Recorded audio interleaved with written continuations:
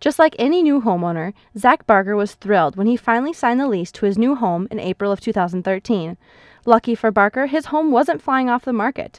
He says his house's prior tenants' bad luck might have something to do with that. Supposedly he was, after work coming in and going back to the back shed for something, and dude was just waiting for him, and I think they found his body like right through there in the next morning. That's right, Barker's house on the corner of Vine and Willard was the scene of a murder.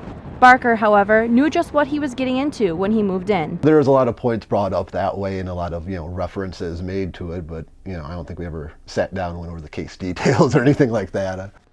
Barker says his real estate agent didn't deny the home's history. However, another homeowner just down the street wasn't aware of the crime that happened in his house. Well, that explains the ghosts, so.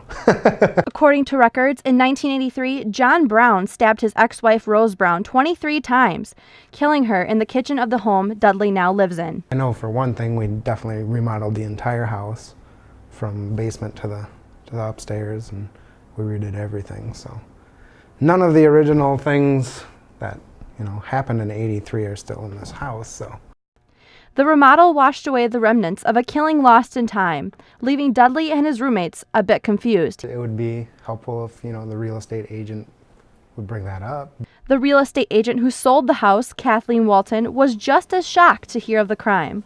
It was a little surreal to think that I sold a house to somebody where there was a murder in it, and I had no idea, and they obviously bought it. According to a Wisconsin statute, even if Walton had known about the killing, she would not have had to disclose that information unless it damaged the property. Typically, we can only go by what the seller tells us. We don't go into public records and pull up past data or anything on it. Walton says morally, that law is a struggle for her. Well, I go back and forth on that because I think everybody has a right to know if the knowledge is there, that we bring the knowledge forward and tell them what it is. But obviously, if the seller tells us they don't want us to disclose it, we don't. If the buyer asks, then we have to.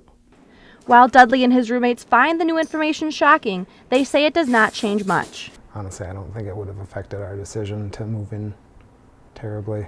Reporting for Inside Eau Claire with Ginna, I'm Hannah Critchfield.